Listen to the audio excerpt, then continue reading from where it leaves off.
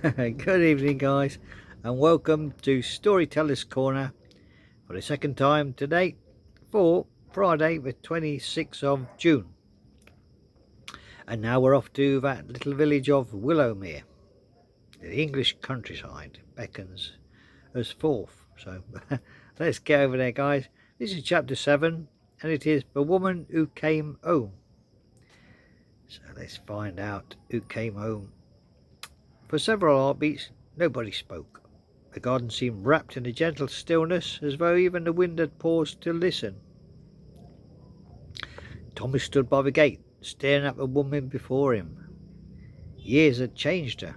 The young girl who once run through these gardens had become a woman with silver strands in her hair and kindness etched into every line of her face.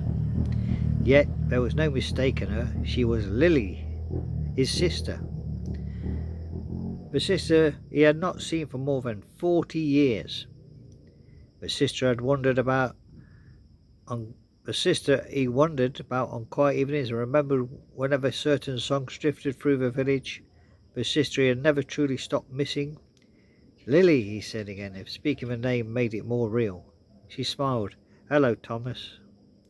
And before anyone could say another word, Thomas crossed the garden and wrapped his arms around her. For a moment, neither of them seemed able to let go. Clara wiped away a tear from her eye. Arthur pretended he had something in his eye. Molly noticed. Are you crying? No. You are. It's pollen. Don't be silly. There aren't any flowers near you. Arthur looked offended. I'm an inventor, not a botanist. Thomas and Lily laughed, and somehow that laughter broke the tension that years had built. The garden felt warm again. Home felt complete again. That afternoon, everyone gathered beneath the great oak tree. Clara brought tea. Thomas brought fresh strawberries. Arthur brought a folding chair that immediately collapsed beneath him.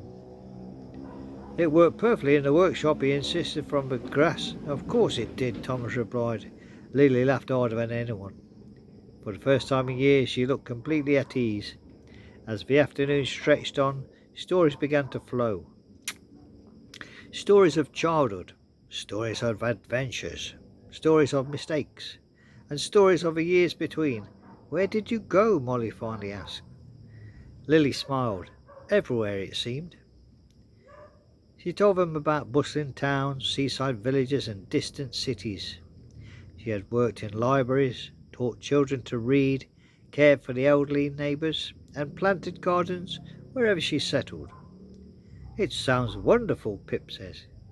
It was. Lily's smile softened. But sometimes even wonderful places are not home.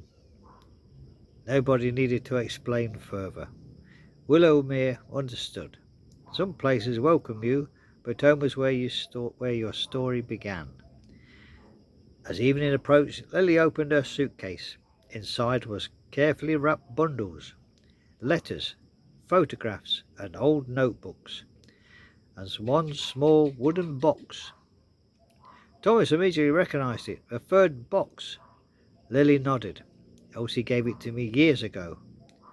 Arthur leaned forward. There are 3 boxes? There were always 3, Lily said. One for memory, one for friendship, and one, she placed the box carefully on the table, for hope. Everyone became quiet. The willow tree carving gleamed softly in the faded sunlight. Lily opened the box. Inside was a folded map. Not a map of England, not a map of the woods, a map of Willowmere itself. But it was old, very old. The cottages were drawn differently, the lanes had different names, and near the edge of the village someone had marked a tiny star. Molly's eyes widened. A treasure map. Arthur nodded. Definitely a treasure map.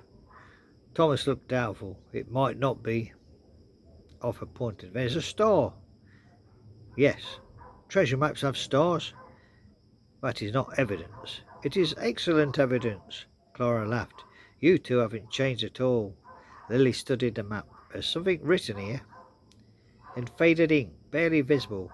Were the words, when Willowmere faces its darkest day, follow the light beneath the hill.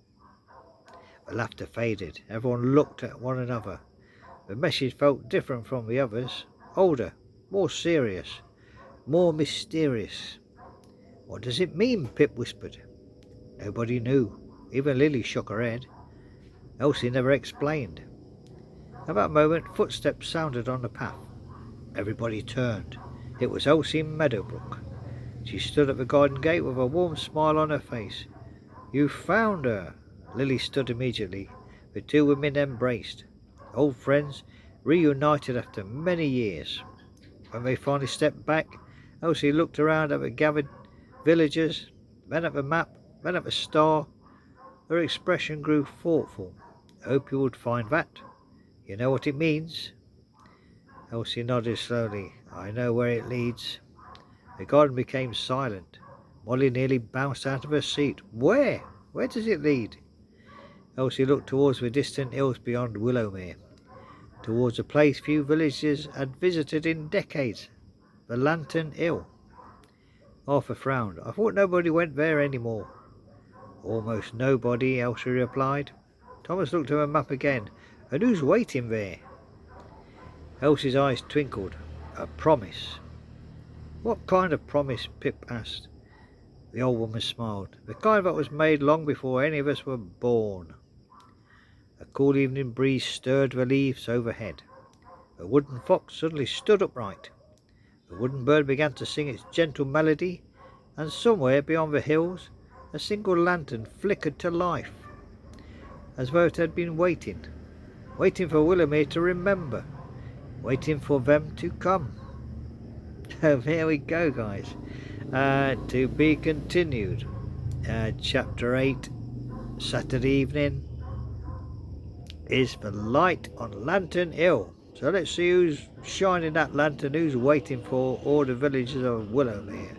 But before that, guys, we're going back to our Victorian scandal Saturday morning, and our story between duty and desire.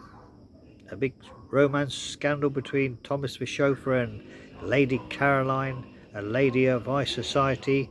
And this is chapter 25, a proposal and a promise. So let's see who's proposing and let's see who's promising. Join me for that tomorrow morning, guys.